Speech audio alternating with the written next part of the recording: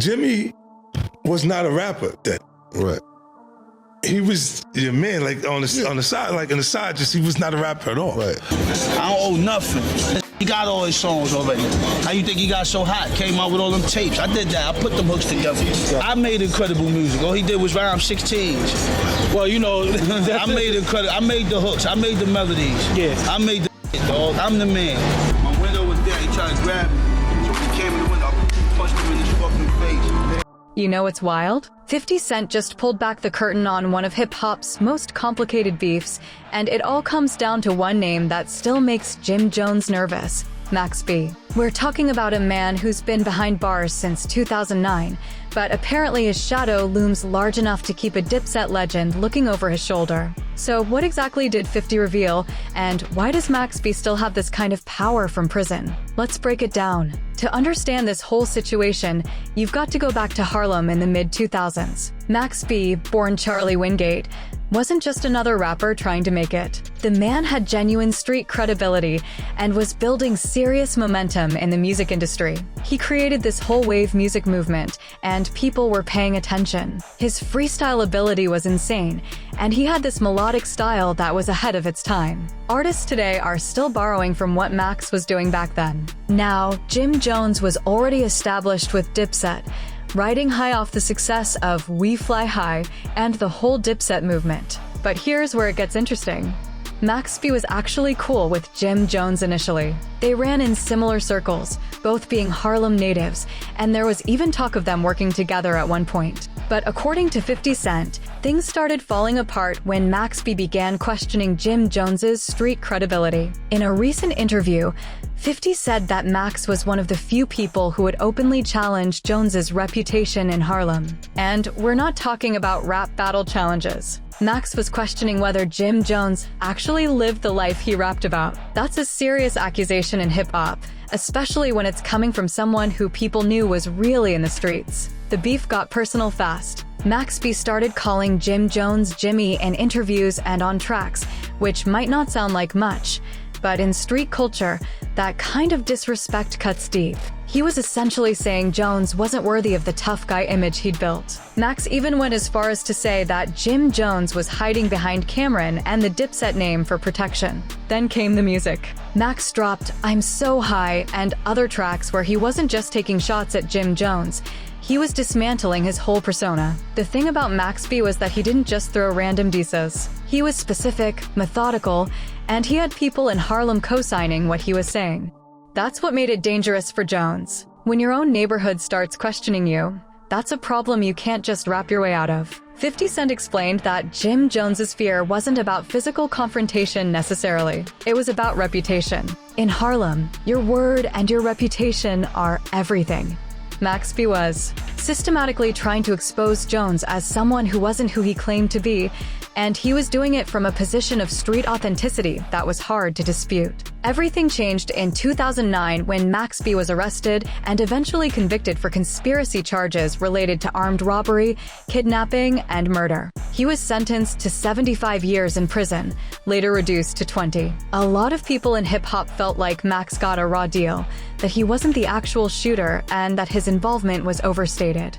But regardless of how you feel about his case, Max going to prison should have ended the beef, right?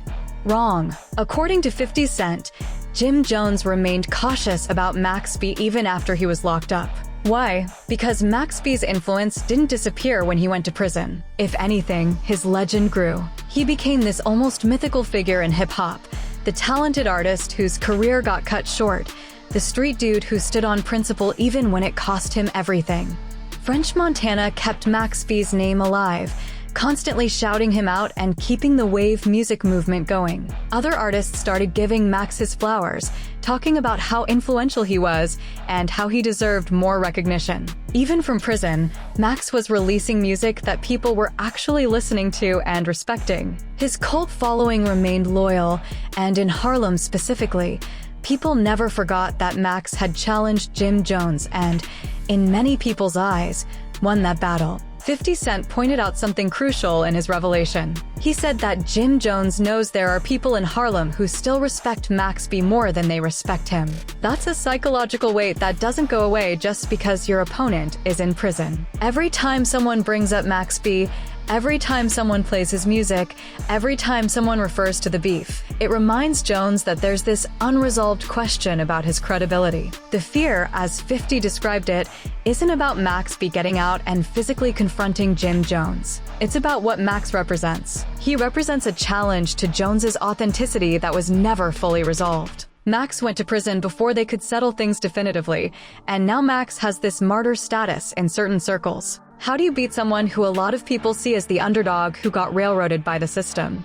There's also the practical concern that Max B still has people in the streets who are loyal to him. 50 mentioned that Jones is aware of this. Even though Max has been locked up for over a decade, his reputation and his connections didn't evaporate. The people who believed Max when he was calling out Jim Jones didn't suddenly change their minds just because Max caught a case. 50 Cent, being 50 Cent, couldn't resist adding his own commentary to the situation. He's made it clear that he finds the whole dynamic entertaining, especially because he's had his own issues with Jim Jones over the years. By bringing up Max B, 50 is essentially poking at an old wound that never properly healed. He's reminding everyone that Jim Jones has this unresolved situation hanging over him.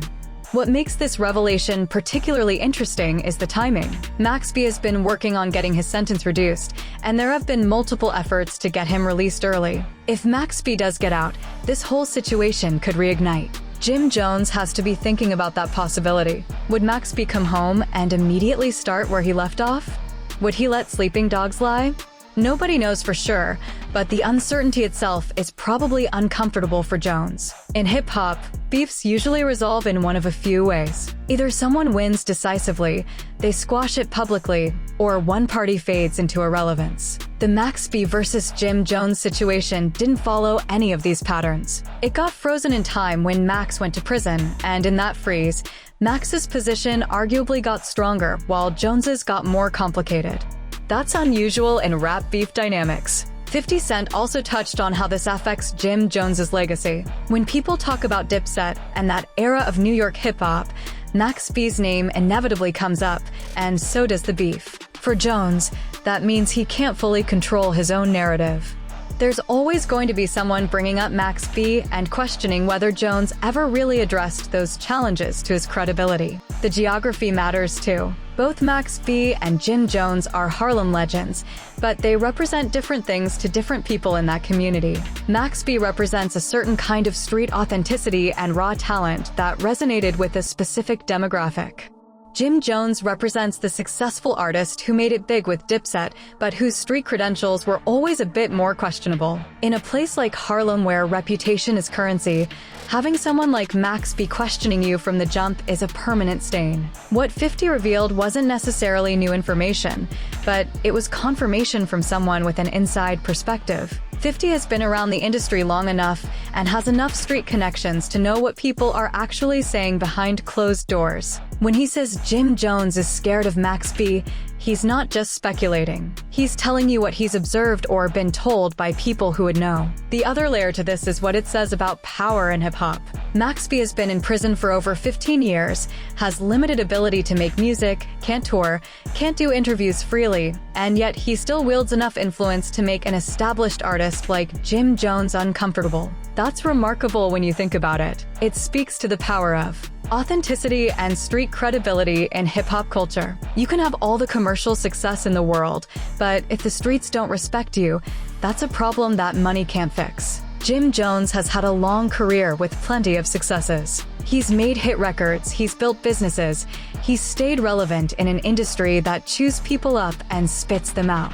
But this one issue, this Max B situation, remains an asterisk on his resume. It's the question that never got answered, the challenge that never got resolved, the beef that ended not with a bang, but with a prison sentence. For fans of both artists, this whole situation is bittersweet. Max B was genuinely talented, and his career getting derailed by legal issues robbed hip-hop of what could have been a legendary run. At the same time, The beef gave us some memorable music and moments. Max B's disses were creative and cutting, and they forced Jim Jones to respond in ways that showed a different side of him. 50 Cent bringing this up now also serves his own purposes. He's never been shy about stirring the pot, and by highlighting Jim Jones's fear of Max B, he's essentially keeping that wound open. It's classic 50 Cent strategy. Find the thing that bothers someone and poke at it repeatedly. And because he's framing it as a revelation rather than an attack, it's harder for Jones to respond without seeming defensive.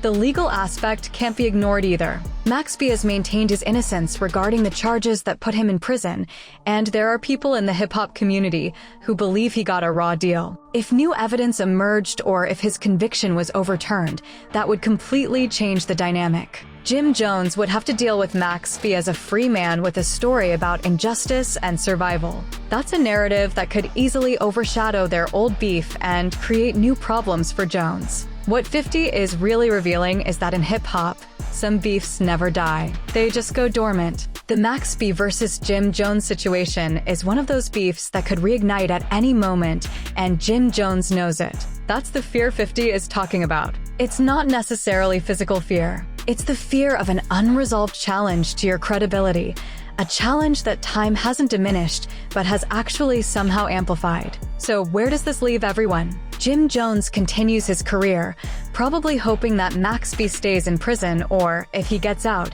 decides to focus on music rather than old beefs. Max B continues working on his appeals and releasing what music he can from behind bars, his legend growing with each passing year. And 50 Cent? He's doing what he does best, observing the game, identifying the pressure points, and making sure everyone knows what he's seen. The real question is what happens if Max B gets released. Does he come home and immediately go after Jim Jones? Does he take the high road and focus on rebuilding his career? Or does he find some middle ground where he doesn't directly beef with Jones, but makes music that keeps that question about Jones's credibility alive? Whatever happens, 50 Cent just made sure that everyone's paying attention again. What do you think? Is Jim Jones really scared of Max B, or is 50 Cent just stirring up drama for entertainment? And if Max B gets released, should he reignite this beef or let it go? Drop your thoughts in the comments. And if you want more deep dives into hip-hop's most complicated beefs and untold stories, hit that subscribe button. We're breaking down the drama that shaped the culture, one story at a time.